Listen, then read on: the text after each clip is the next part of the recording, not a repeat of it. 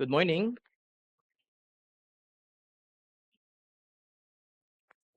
Siguro inaantok ang karamihan sa inyo dahil nabusog sa breakfast kanina. So thank you once again dun sa mga prepare ng breakfast. Praise God for that dahil marami po ngayon, ano? Medyo maraming pagkain kanina. We'll be having yung breakfast fellowship natin. Gagawin natin siyang every other month para hindi masyado nakakapagod. Alam ko nakakapagod magluto monthly ng breakfast. So we'll do it every other month. And so I do hope everyone may attend. For fellowship naman po ito, sharing time. Kaya po tayo may breakfast fellowship para at least nandito tayo maaga and then for fellowship at ma-enjoy natin yung company ng ating mga kapatiran din dito sa church. So, please do be part of that kasi part din po yun ng ating fellowship. Okay? So, siguro before I pray, let me just read Acts chapter 4 verse 12. And there is salvation in no one else, for there is no other name under heaven given among men by which we must be saved. And we are to be thankful to the Lord mainly because we have come to know Jesus Christ only by grace.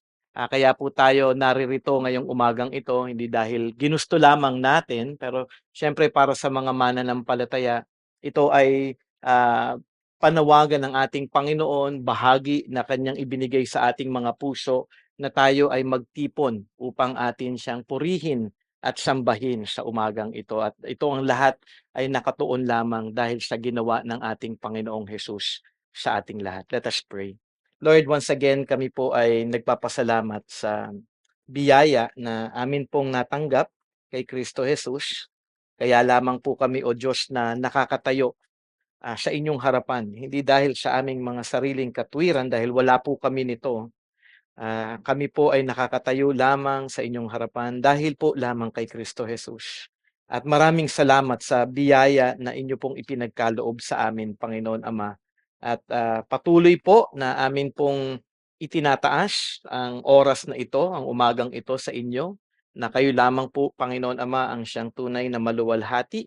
At sa aming pag-aaral, muli ninyong buksan ang aming mga isip at puso sa katotohanan ng inyong salita na masigit pa po namin makilala si Jesus.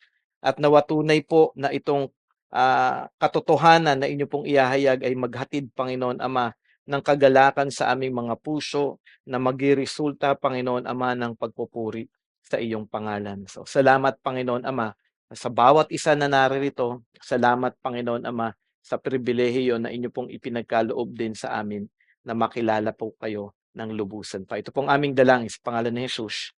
Amen. Sa youth fellowship, ako palagi ay nagsisimula at siguro alam to ng mga youth. Anong dahilan kung bakit sinulat ang Gospel of John? Hindi pa rin nila masagot, ano? So, every time na nagmi-meet po kami, yun po yung aking katanungan. At dahil mahalaga po na maunawaan po natin kung bakit nga ba isinulat ang Gospel of John. Sabi nga sa John 20 verse 31, "But these are written so that you may believe that Jesus is the Christ, the Son of God, and that by believing you may have life in His name." Napakahalaga po na makita po ito, hindi lamang siguro ng youth, ngunit ng isang mananampalataya dahil ang tuon ni Juan, ni John, ay upang manampalataya ang mga magbabasa ng gospel na ito kay Kristo Jesus, na kinikilala nga nating anak ng Diyos at kung sino man ang mananampalataya sa Kanya, ay tunay siya na makakatanggap ng kapatawaran at magkakaroon ng buhay na walang hanggan sa Kanyang pangalan. So napaka-crucial po nito. At ito din po ang tuon ko bilang pastor sa aming pag-aaral sa Gospel of John sa Youth Fellowship, na ang bawat nga isa, bawat kabataan ay tunay na makakilala kay Kristo Jesus. At bahagi ng ating pag-aaral, ngayong umagang ito, ang ating patuloy na paglago din sa pagkilala sa ating Panginoon. Kasi yun po yung, kapag sinabing Gospel of Luke, diba, it's always about Jesus Christ. It's about the life of Jesus Christ. Mahalaga na inyong makita na ang pag-aaral patungkol kay Jesus ay malawak. At kukulangin po ang buong buhay natin upang atin siyang lubos na makilala. Kasi minsan we have that tendency to think, naaral ko na, nabasa ko na yan, kilala ko na si Jesus anak ng Diyos, siya'y namatay para sa aking mga kasalanan. But in reality, if you're going to study the gospel, actually kukulangin po ang buhay po natin upang mas lalo po natin siyang tunay na makilala pa.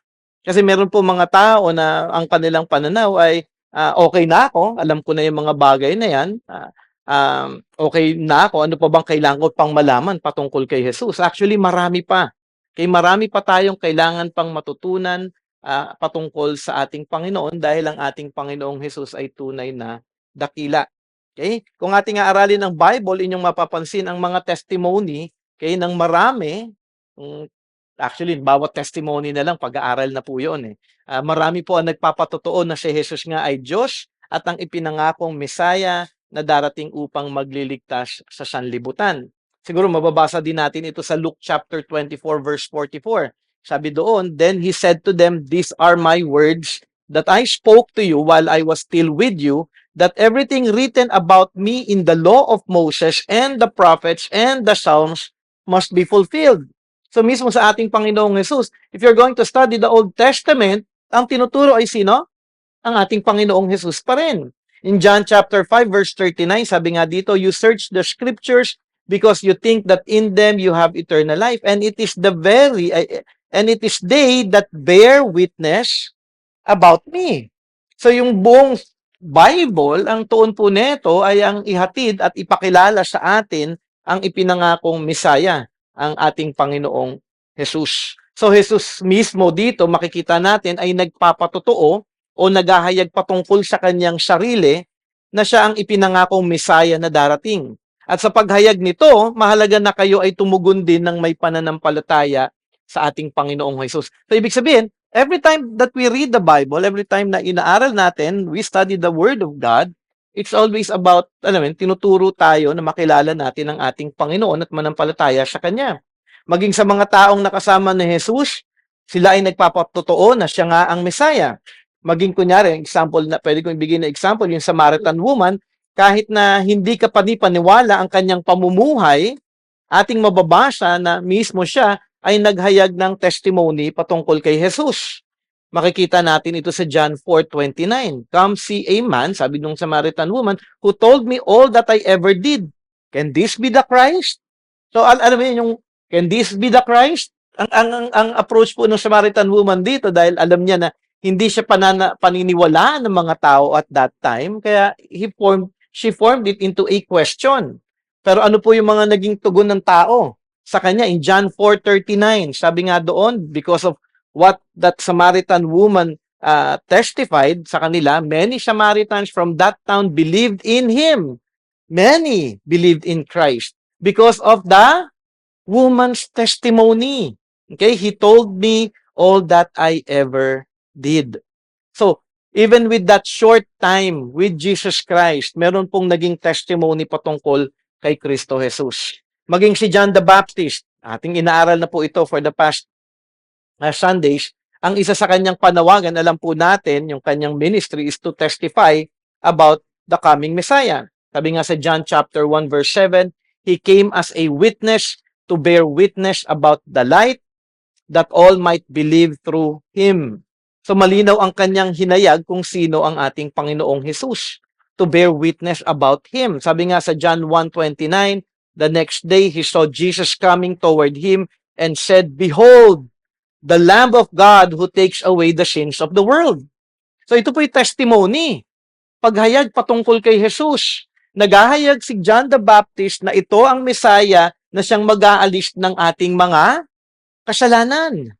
Lahat tayo makasalanan.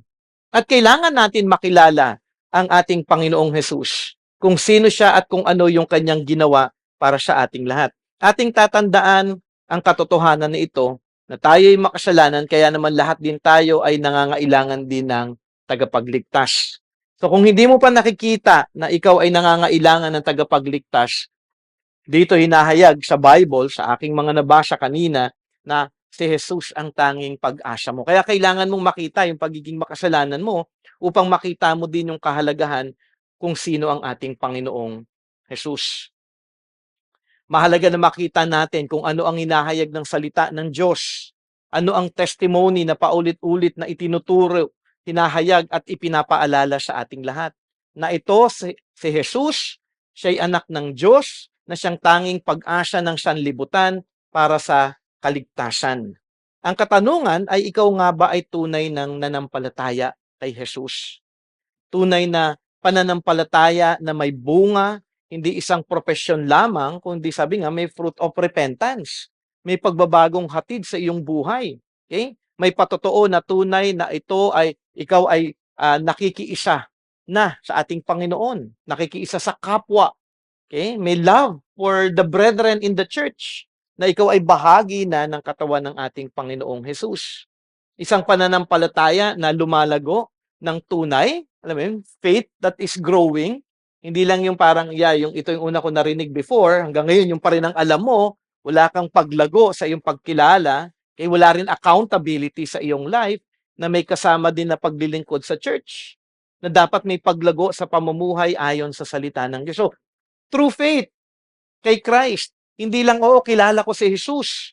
Paulit-ulit ko po itong sinasabi dahil mahalaga na makita po natin na kung tunay nga ba na nagbubunga.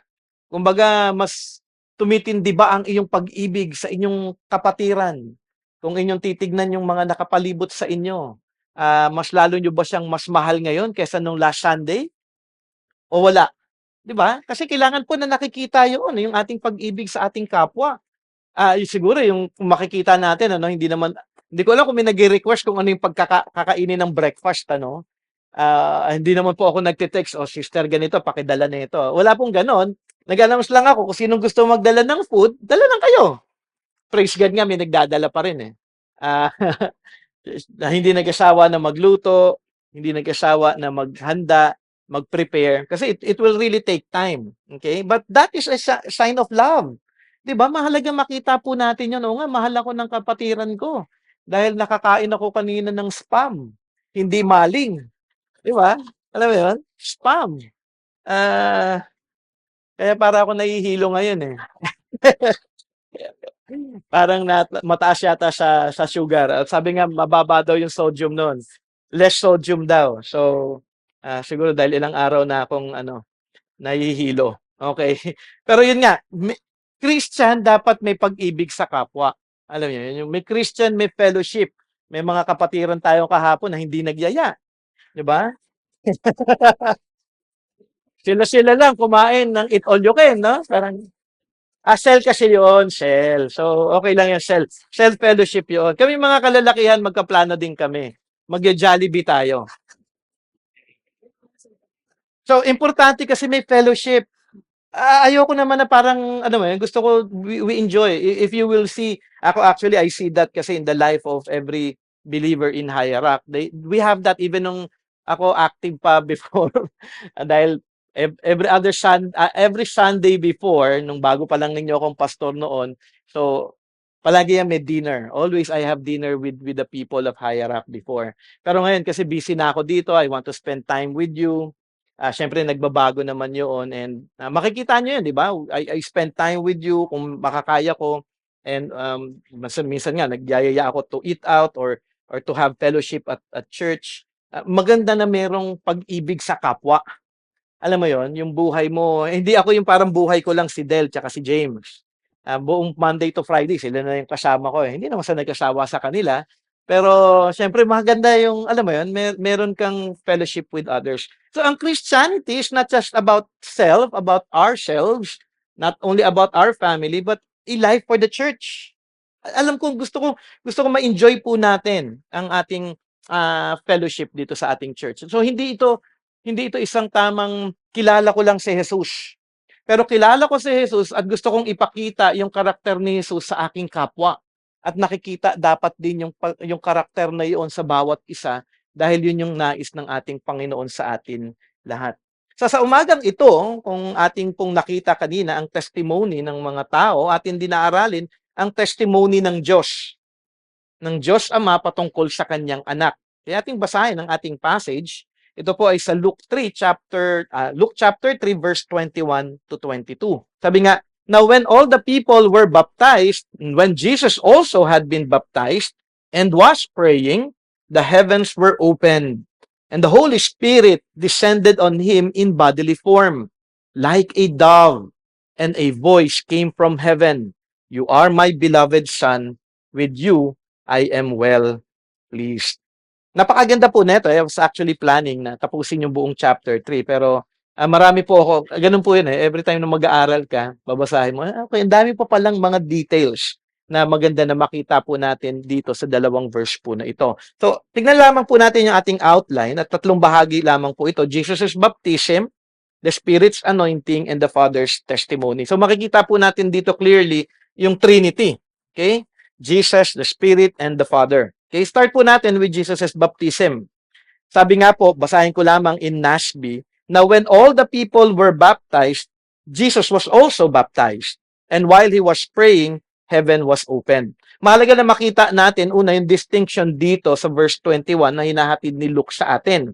In Tagalog, basahin ko lamang po sa Filipino Standard Version, nang mabautismuhan na ang lahat ng tao, binautismuhan din si Jesus habang siya ay nananalangin, nabuksan ang langit. So mahalaga po yung tignan natin dito na bautismuhan lahat, binautismuhan din si Jesus.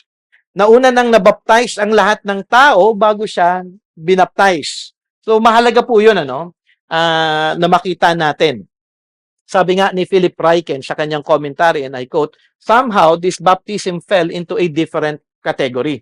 Okay? Siguro maganda maging unang tanong ay ano nga ba unang-una yung baptism na ibinibigay ni John the Baptist? Ano ba yung baptism niya? This is the baptism of repentance. Kaya nga ang mga tao nagpapabaptize ay para sa pag-ako nila na sila ay makasalanan at sila ay malinis din sa kanilang mga kasalanan. So, they will go dahil may preaching of repentance si John the Baptist sa kanilang lahat, nakukonvict yung mga taong nakikinig sa kanyang message. Ngayon may panawagan ng baptism para kanilang i-confess yung kanilang mga kasalanan at sila ay malinis sa kanilang mga kasalanan. So, yun po yung proseso. So, yung baptism is the baptism of repentance. Pero ang question dito, si Jesus ba may kasalanan? Wala. So, yung magiging concern natin sa ating pag-aaral o kung ating titignan po ito, si Jesus po ay walang kasalanan. At bahagi din po na naisip din ito actually ni John the Baptist sa Matthew, another passage, kung ating po titignan yung baptism of Jesus Christ. Sa Matthew chapter 3, verse 13 to 15, sabi po doon, then Jesus came from Galilee to the Jordan to John to be baptized by him. So, ibig sabihin, parang may plano talaga ang ating Panginoong Jesus. John would have prevented him saying, I need to be baptized by you, and why do you come to me? But Jesus answered him, let it be so now, for thus it is fitting for us to fulfill all righteousness. Then he consented. Okay, sabi ko nga kanina, ang baptism ni John ay baptism of repentance. At bahagi din ng baptism ni John ay public confession ng kasalanan at ang pagrepent ng mga taong ito o pagtalikod nila doon sa kanilang mga kasalanan. Kaya naman, kahit sa ating baptism, okay, kung dito po natin ito pinapattern, mahalaga na malinaw din po at na maihayag ninyo sa inyong mga testimony yung pagkaunawa sa gospel. Di ba, naalala nyo kapag may baptism tayo, meron muna tayong testimony, papakinggan yun, at most of the time, ginagawa ko sa pulpit kasi hindi naman lahat nakaka-attend ng baptism natin sa venue ng baptism para at least ang lahat ay makapakinig ng testimony at marinig na may pag-confess ito na ako'y makasalanan at nagligtas sa akin ng aking Panginoong Jesus. So mahalaga po yun in terms of sa ating ginagawa na baptism. Kasi dapat po may saksi at may tamang pag-unawa sa gospel. At bahagi nito ay ang pagpapasakop din actually ng bawat isa sa kalooban ng Diyos na inyo nga dapat tatalikuran na ang kasalanan at ngayon kayo ay isa ng tagasunod ng ating Panginoong Jesus. In line with Jesus, wala nga siyang i-confess. Yun yung concern dito. Okay? Kasi wala siyang nagawa ni isang kasalanan. Kaya mahalaga yung sinabi ni Luke, now it happened that when all the people were being baptized, Jesus was also baptized. Para si Jesus ay mahiwalay in some way sa iba na nabaptize na nag-confess ng kanilang mga kasalanan. Kaya nga 'di ba sabi ko kanina yung kay Ryken, it fell in a different category. Hindi lamang iyon, sabi ni Jesus, ito ay para fulfillment ng lahat ng righteousness. Pagtupad na magawa kung ano yung tama sa harapan ng ating Panginoong Diyos. Kaya nga sabi sa Matthew 3:15, let it be so now, for thus it is fitting for us to fulfill all righteousness. Kasi kailangan magawa muna kung ano yung kalooban ng Panginoon, kung ano yung tama sa kanyang harapan.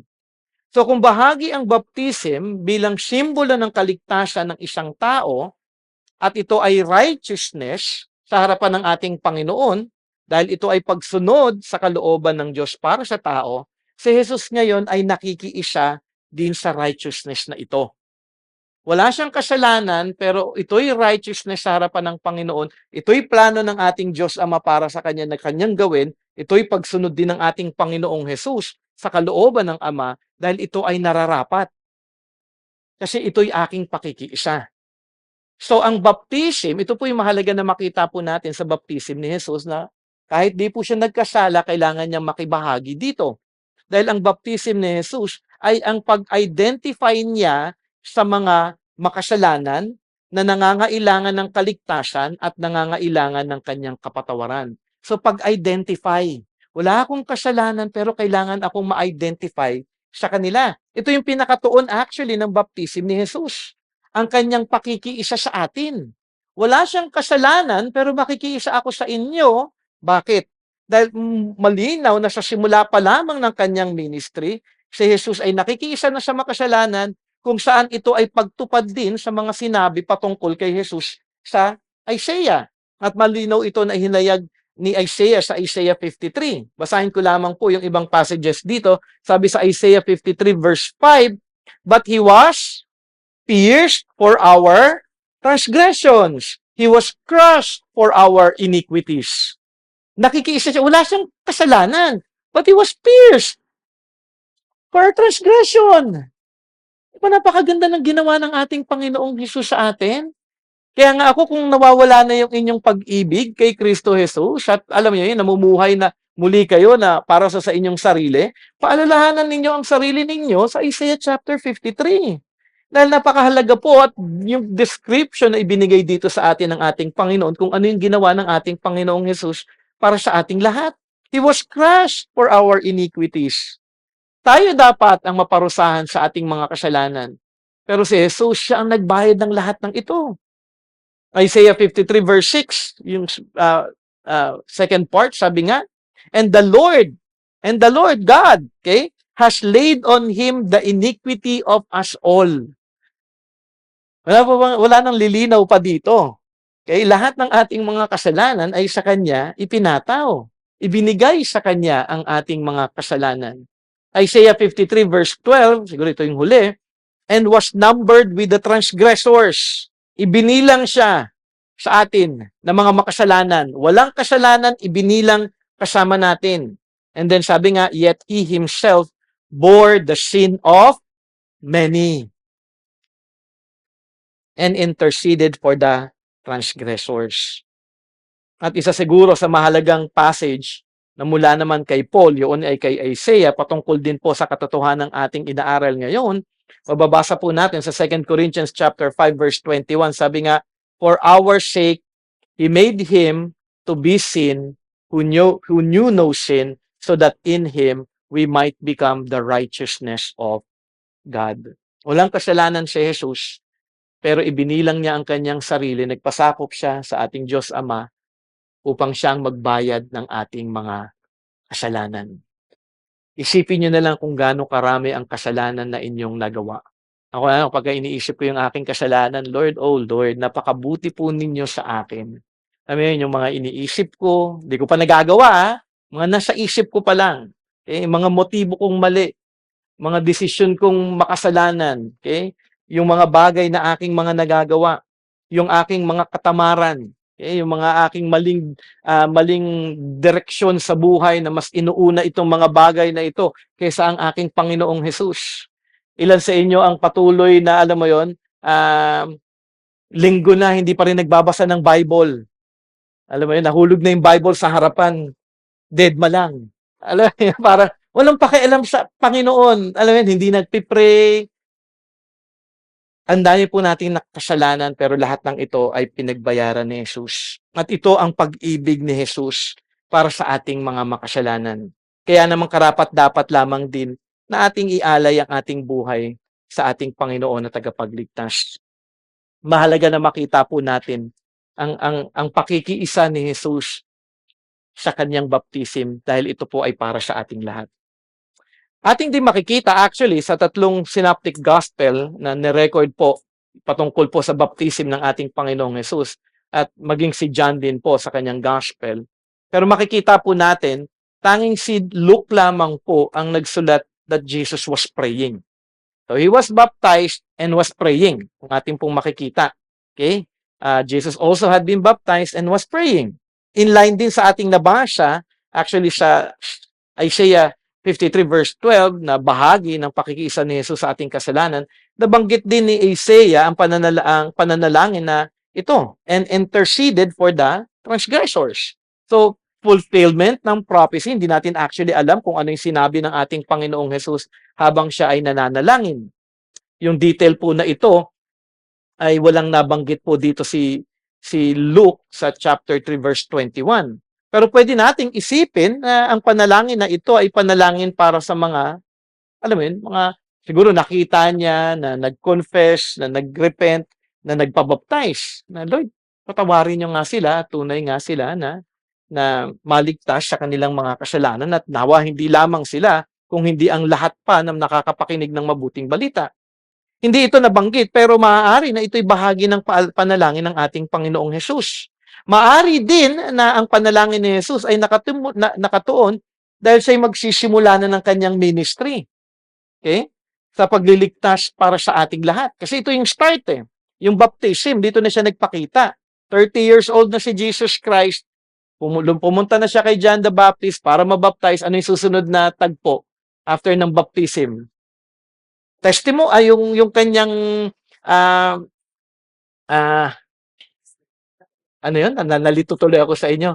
Yung kanyang temptation. Okay? So after the temptation, doon na nag-start si Jesus Christ ng kanyang ministry. And then after a few weeks, nag-stop na yung ministry ni John the Baptist.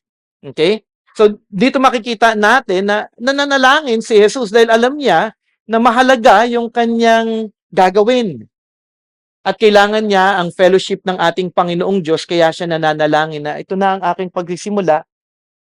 After 3 years, ako ay mamamatay para sa kasalanan lahat ng mga tao na naririto para sila ay magkaroon ng kaligtasan.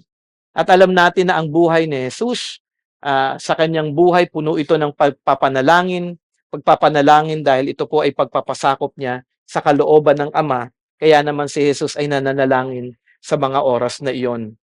Actually, kung makikita ninyo, no, majority of hindi ko na lang sinama, but when I studied this, majority ng mga prayer time ni Jesus Christ, mahalaga. Majority. Although, syempre, nagpipray siya, araw-araw at palagi, siya nananalangin, pero yung mga tagpo na ito ay may pagpapakita at pagpapaalala na meron siyang mga kakaharapin na bagay na kanyang haharapin sa kanyang ministry. At sa kanyang pananalangin, ano ang nangyari? So, nabaptize siya'y nananalangin, tapos bumukas ang heaven. Okay, the heavens were open. Okay, ito, tuwing ito ay nangyayari actually sa Bible, actually mababasa niyo yung the heavens were open, hindi lamang po dito sa passage na ito, marami din po actually sa Ezekiel at sa iba pang mga passages. Ito po ay pagpapakita ng ating Diyos sa atin na meron siyang gagawin o meron siyang sasabihin. Okay, so ibig sabihin, when the heavens open, the Lord will do something. At ngayon may gagawin siya at siya ay magsasalita din. Pero siguro maganda na ating tignan din yung buong picture kung bakit nga po nag-open yung heaven. Okay? Mahalaga na makita po natin ito, yung picture po na ito. So, kung titignan natin kanina, ating inaral, sabi nga, baptism ni Jesus Christ, pakikiisa ni Jesus sa ating mga kasalanan, na ito na ang simula ng kanyang ministry, kung saan tutuparin na ni Jesus ang kanyang plano para sa ating kaligtasan. Okay? Pangalawa, makikita at inaral din natin is yung prayer. Ito yung pagdepende at pagpapasakop ni Jesus sa Diyos Ama na gawin ang kanyang kalooban. Pangatlo, the heavens were open. Ito ay pagsang-ayon actually ng Diyos Ama sa kanyang gagawin, sa gagawin ng kanyang anak.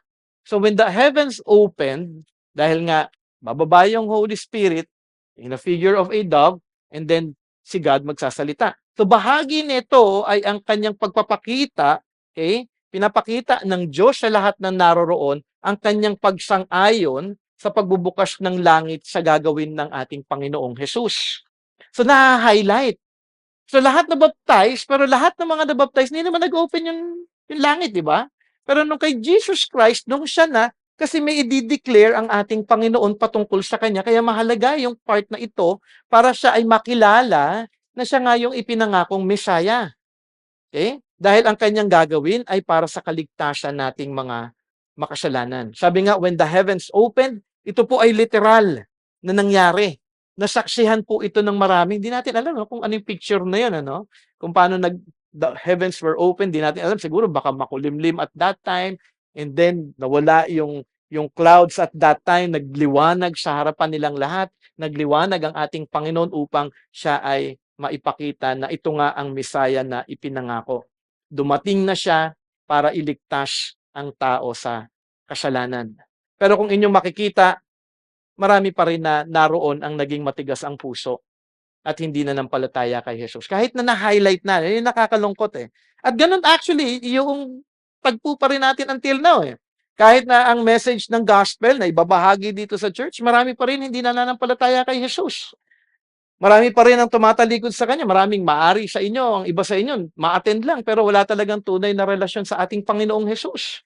Ganon din nung panahon na yon. Kaya nga mahalaga na ating inaaral kung sino si Hesus. Mahalaga na nauunawaan natin na ang ating Panginoong Diyos ipinapakita sa ating lahat kung sino siya.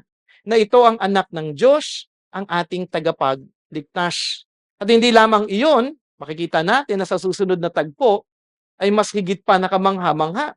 Verse 22, and the Holy Spirit descended on him in bodily form, like a dove. Okay?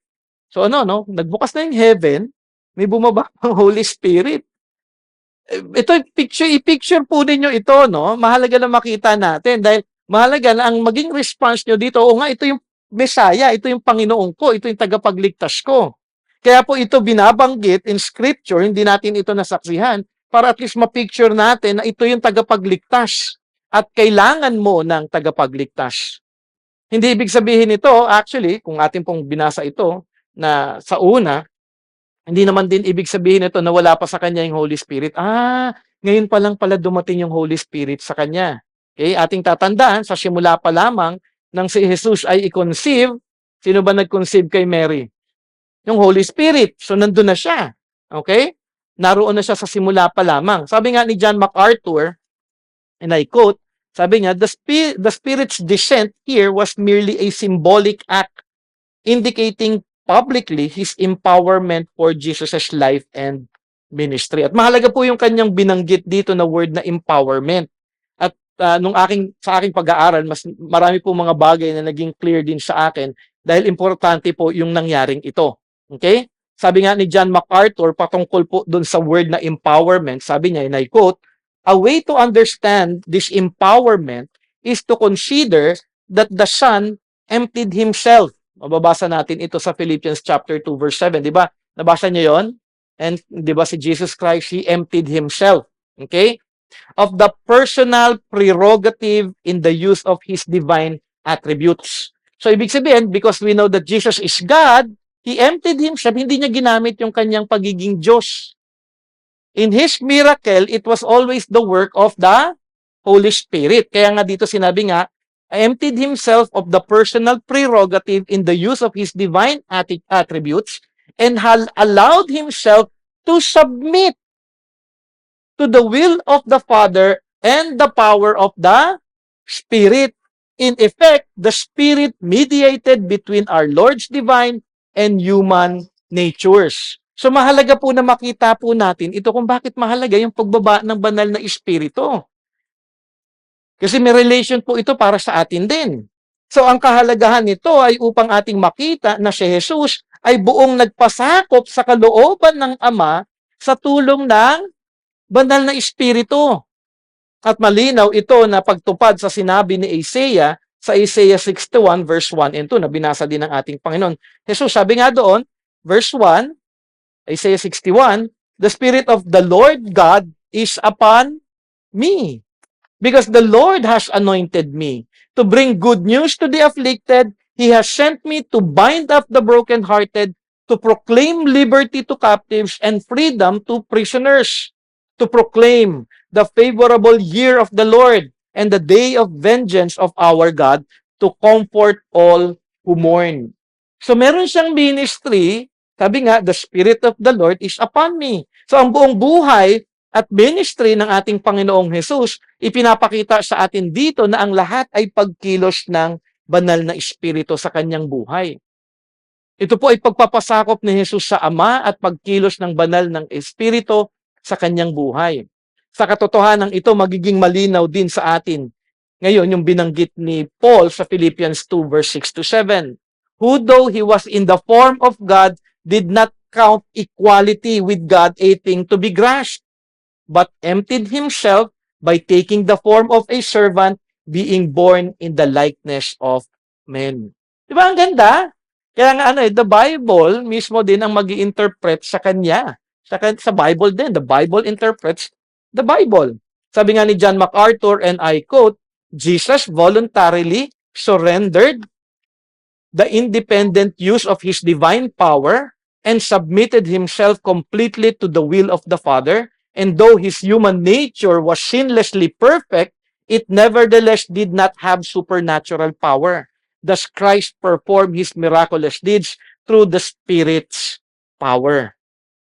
So magiging katanungan, at maganda po yung katotohanan po na yon, ang magiging katanungan ngayon nito sa inyo, anong kahalaga naman yan, Brother Jay, para sa akin? Okay, sige, nalaman ko na ganoon. Katulad ni Jesus na nagpapasakop siya sa Ama, na namuhay na nagpapasakop din sa kapangyarihan ng banal na Espiritu, tayo din na isa na kay Jesus. Tayo na napatawad na sa ating mga kasalanan at anak na ng Diyos ay lumakad din sa tulong ng banal na Espiritu. Yun po yung application nito para sa atin. Kasi hindi po natin nagawa na tunay na magpasakop sa Ama at gawin ang kanyang kalooban sa tulong ng banal na Espiritu. Ginawa ito ni Jesus para sa atin. At ngayon, nais ng ating Panginoon na atin itong matutunan. Na tayo, hindi man tayo nakasunod sa Panginoon, ngayon na tayo Kristiyano na, sumunod tayo sa Diyos. At lumakad tayo sa banal na Espiritu. Kaya nga sabi nga ni Paul sa Galatians 5:16, but I say, anong sabi doon ni Paul? Walk in the Spirit and you will not gratify the desires of the flesh. Kung patuloy tayo, katulad ni Jesus na nagpapasakop sa banal na Espiritu, tayo ay lalago sa kabanalan. Tayo ay tunay na makakasunod sa ating Panginoong Diyos at makakapagbigay ng kaluwalhatian sa kanyang pangalan. At ano ang bunga kung tayo ay lumalakad in the Spirit? Sabi nga ni Paul sa Galatians 5:22-23, but the fruit of the Spirit is love, joy, peace, patience, kindness, goodness, faithfulness, gentleness, self-control. Against such things, there is no law. So, if you are a Christian, you are to walk in the Spirit, submit to God's commandments, submit to God's will, at dapat ito ay nakikita, nagbubunga. Kaya nga ang Christianity, paulit-ulit makikita natin in Scripture, it is not a profession of faith. It is walking in the Spirit, bearing fruit of the Spirit. Dapat nakikita siya. Dapat nakikiisa kayo sa church. Dapat bahagi kayo ng church. Dapat kayo ay naririto, nagpapakita ng pag-ibig sa bawat isa. At hindi lamang yon, dahil pag nag-uumapaw ang pag-ibig sa ating church, aapaw din ito sa iba at tayo ngayon magkakaroon ng puso ng evangelism na, hindi, gusto namin lahat ng tao din makakilala kay Kristo. Gusto natin na ang bawat isa ay maligtas sa pangalan ni Jesus. Kaya nga mahalaga na makita natin ito sa ating buhay. Kung si Jesus, ipinakita ito sa kanyang baptism para sa atin ngayon, nawa makita din natin ang katotohanan na ito sa ating mga buhay. Ako'y binigyan na ng banal na Espiritu, nagbubunga nga ba ito sa aking buhay at tunay nga ba akong lumalakad sa banal na Espiritu? Na-pray, na ipag-pray nyo po ito. Kasi kung wala po ito, baka hindi ko kayo Christian. Kasi malinaw po ang Bible. Ang dami na ho natin nabasang passage for my 13 years here alam mo yung paulit-ulit yung evidence of salvation. 'Di ba? Dapat kung kunyari lang, no, Christian ka, tapos, alam mo yon, kung talaga nasa iyo yung banal na espiritu, saan ka dadalhin ng Holy Spirit pag Sunday? Sa church, 'di ba? Simple lang yan, eh. Kunyari may Bible study, saan ka dadalhin ng Holy Spirit? Sa Bible study. 'Di ba? Kung may ministry, dadalhin ka doon dahil tutulungan ka niya, gagabayan ka niya, iko-convict ka niya, papaalalahanan ka niya kung ano yung dapat mong inilalakad bilang isang mananampalataya. Yun yung blessing ng Holy Spirit. At kung walang conviction at walang guilt, eh baka wala nga yung Holy Spirit sa iyong buhay. Okay? Ang susunod na katanungan, bakit kaya form of a dove? Okay? Bakit hindi alligator? Siyempre, ang pangit naman nun, ano? Hindi nabanggit kung bakit ito napili ng ating Panginoong Diyos. Pero maraming commentators ang nagsasabi na ang dove ay symbol of purity, gentleness, and graciousness. Ito po yung mga nababasa ko sa mga commentaries. Siguro yung pinakamalapit na nabanggit patungkol sa dove ay mababasa natin sa Matthew 10 verse 16. Sabi doon, "Behold, I am sending you out as sheep in the midst of wolves, so be wise as serpents and innocent as doves." So may purity, may kalinisan, may gentleness, okay, may magandang quality or characteristic ito. Okay? Maari na ito daw ay nakabase din sa character ng purity or innocence. Sabi nga ni William Hendrickson, and I quote, "To save us from sin, he himself needed to be pure. To endure torment, to pardon our iniquities, and to exercise patience with our weaknesses, he needed gentleness, meekness, and graciousness." So yung mga characteristics na ito, kaya dove ang ginamit dahil ito din daw yung mga qualities na makikita natin sa ating Panginoong Jesus. At hindi lamang kay Jesus, kung hindi ito din yung dapat, sabi nga, fruit of the Spirit sa ating buhay. Kaya nga kabahagi doon yung gentleness. Okay? Kaya nga, and the Holy Spirit descended on him in bodily form like a dove. Ano ang mga natutunan natin ngayon sa mga passage na ito? Empowerment by the Holy Spirit, na tayo ay bilang mga mananampalataya ay dapat na nagpapasakop at lumalakad sa biyaya ng banal na espiritu na ipinagkaloob sa atin simula nung tayo ay nakatanggap ng biyaya ng kaligtasan. Na tayo ngayon ay dapat na mamuhay ayon sa karakter na bunga ng banal na espiritu upang tayo ay makalakad din ayon sa buhay ni Jesus at tunay na makapagbigay ng kaluwalhatian sa kanyang pangalan. So mahalaga po yung anointing ng Holy Spirit. Hindi lamang ito parang sumimbolize na dumating ang Holy Spirit sa kanya, pero ito din ay may kasamang pagpapaalala sa atin kung paano din dapat tayo mamuhay ngayon bilang isang mananampalataya. And lastly, the Father's testimony. Sabi nga doon, "And a voice came from heaven, you are my beloved Son, with you I am well pleased." Kaninong voice ito? Sa ating Diyos Ama. Okay? Ating makikita ngayon ang pagkumpleto ng Trinity. Si Jesus na nalangin, ang Holy Spirit bumaba kay Jesus, at ang Diyos Ama ang naghayag ng kanyang approval sa ating Panginoong Jesus. Ito din ay voice. Okay? Hindi lamang narinig ito ni John the Baptist, kung hindi ito'y narinig ng lahat. Isipin nyo na lang yun, ano? Nagbukas na yung heaven, may bumabang Holy Spirit, may narinig pa sila. Ngayon na naririnig natin ito at inaaral natin ito, ewan ko na lang kung hindi ka pa manampalataya na si Kristo Jesus ito. Na kailangan mo siya. Kasi yun po yung nakakalungkot eh. Yung panahon na yun, all of this, alam mo yun, great acts na hindi nila nakita dahil napakatagal bago nagkaroon ulit ng isang prophet. Ngayon biglang lumabas ang lahat ng mga ito para sa paghayag ng pagdating ng ating Panginoon na tagapagligtas. Wala pa rin nanampalataya. Pero sa ating pag-aaral ngayon, I pray na sana nga inyong ang tunay na kilalanin na ang ating inaaral ngayon ay ang ating Panginoong Jesus, ang ating tagapagligtas. Okay? At hindi lamang yun, ito din ay voice na narinig ng lahat na naroroon kung saan narinig nila yung paghayag ng ating Diyos that this is my beloved Son. Okay? At siya daw ay kalugod-lugod sa ating Ama. Parang ang sarap no na kumbaga dapat lamang kung atin titignan. Sabi nga, you are my beloved Son, with you I am well pleased. Ano yung dapat na maunawaan natin dito? Una, ang salitang beloved. Okay, maganda na atin itong tignan.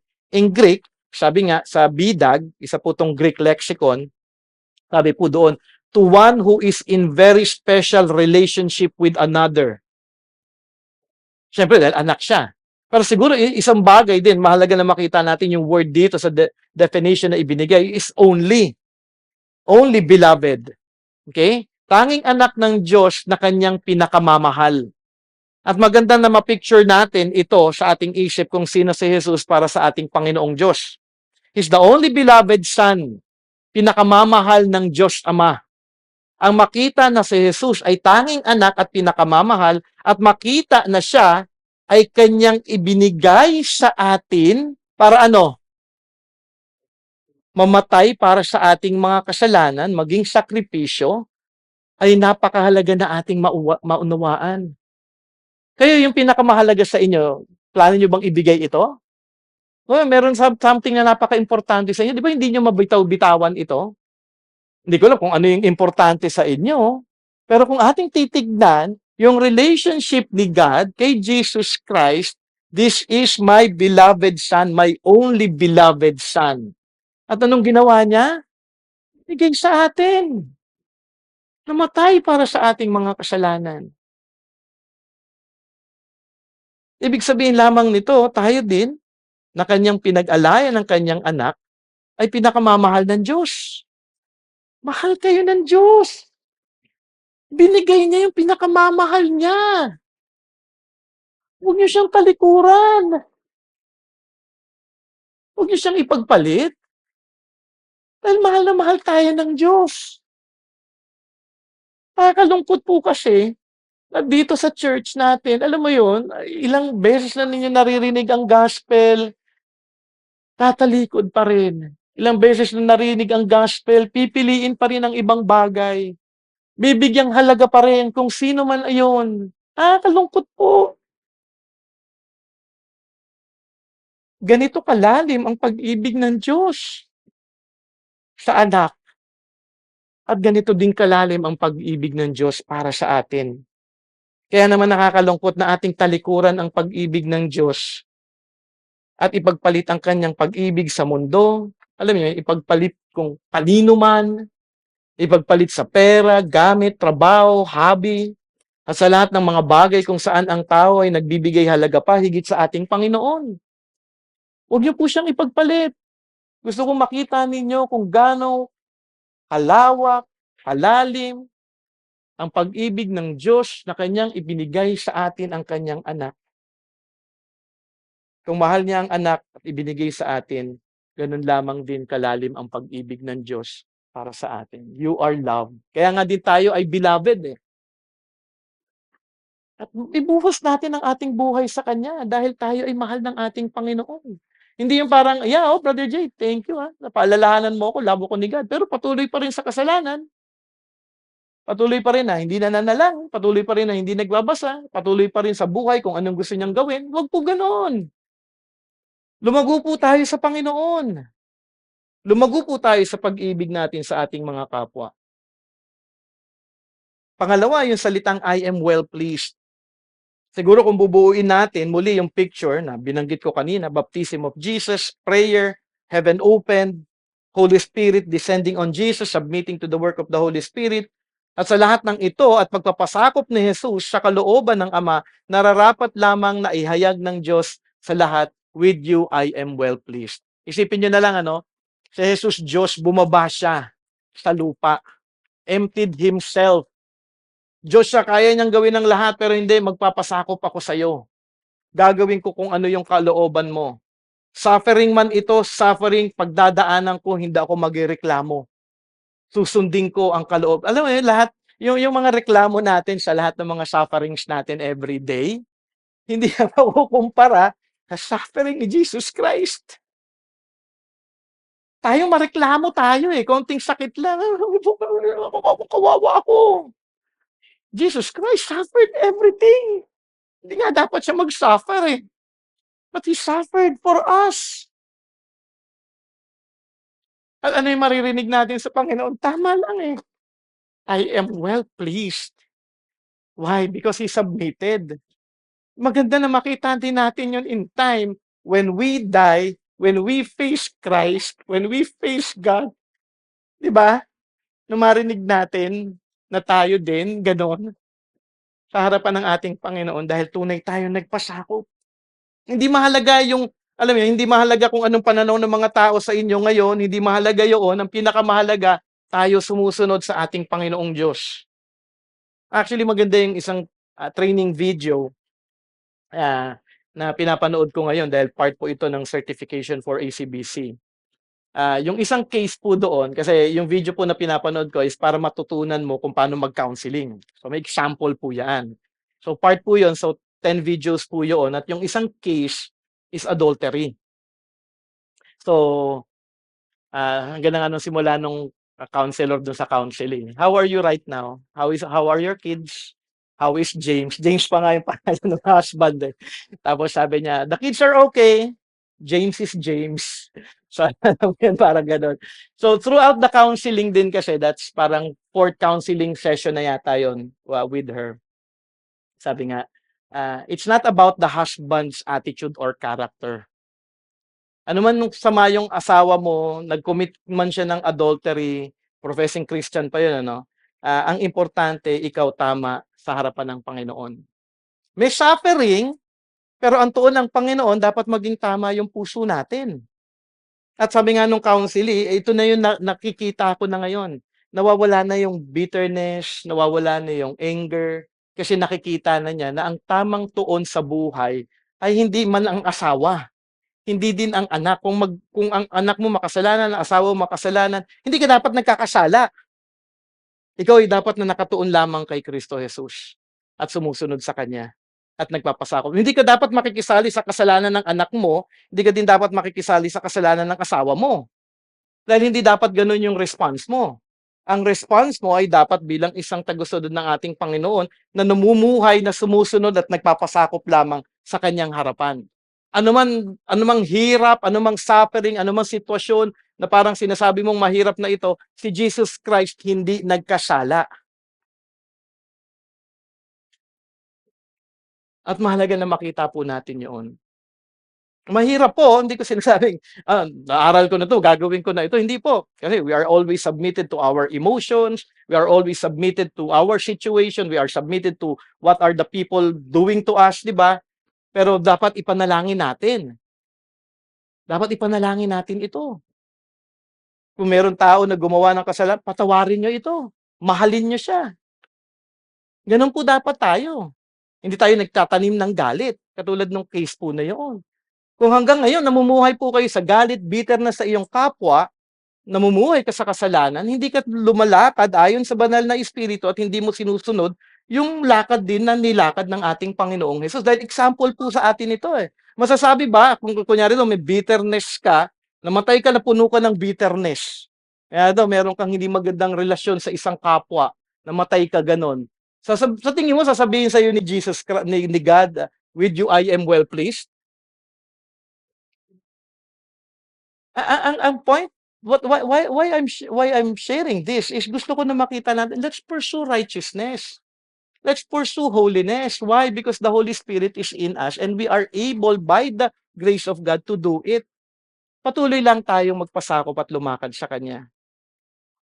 Kaya dito makikita natin, napakaganda ng sinabi ng ating Panginoong Diyos, with you I am well pleased. Why? Because Christ submitted Himself to God. So sa simula pa lamang ng ministry ni Jesus, ito na ay puno ng pagpapasakop, pagdepende at pagsunod sa Diyos. Ito nga ay tunay na kapuri-puri sa harap ng ating Panginoong Diyos Ama. In ending, nawa tayo din sa ating pag-aaral sa buhay ni Jesus. Kaya napakaganda ng nakikita niyo yun when we study Christ, hindi lang siya ito, pero when we study in-depth about Jesus Christ, mas lalo natin ngayon makikita ang kanyang kagandahan. Kaya study, read, para mas lalo natin siyang mahalin. Ating nakita ang kanyang pagpapakumbaba, ang kanyang pakikiisa sa makasalanan, sa kanyang pagdepende sa Diyos at sa banal na Espiritu, ang kanyang pagpapasakop sa kalooban ng Diyos Ama, at ang kanyang pag-ibig sa atin. Napakaganda po ng ginawa ni Jesus. Ewan ko na lang kung hindi kayo mahulog na mahalin siya dahil napakabuti po niya. Paano ka ngayon tutugon sa mga katotohanang ito? Para sa mga wala pa kay Jesus, aking dalangin na tunay kang manampalataya kay Jesus at tunay na magsisi sa iyong mga kasalanan upang iyong matanggap ang pangako ng kaligtasang hatid ng ating Panginoon.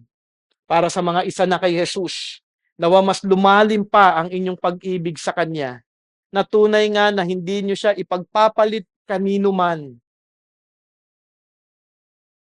na ikaw ngayon sa umagang ito ay tunay na mabuo sa iyong isip na tunay kang mahal ng Diyos at ialay mo ang iyong buhay sa Kanya, na ikaw ay mamuhay hindi na para sa iyong sarili, kung hindi para sa ating Panginoong Hesus at para sa kapurihan lamang ng Kanyang pangalan. Let us pray.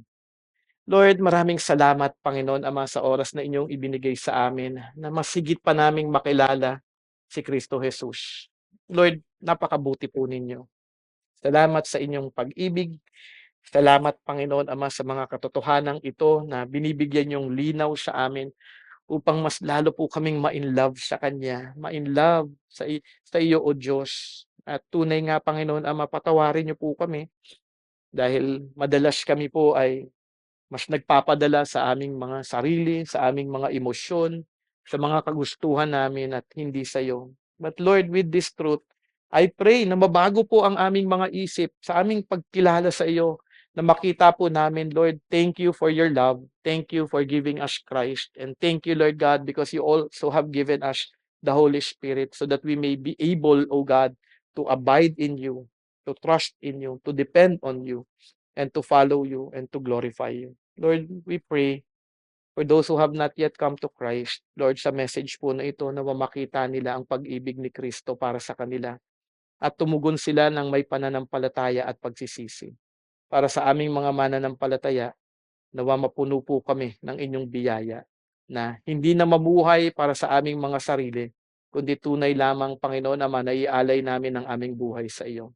Maraming salamat, O Diyos, maging sa aming fellowship later on, sa youth, sa mga Bible studies, Panginoon Ama, continue to bless us, to continue to guide us, O God, and may we have that joy in our fellowship, and may we always serve one another with love. Bless us, O God, in the coming days. May you be magnified, Lord God, in our lives. In Jesus' name we pray. Amen and amen.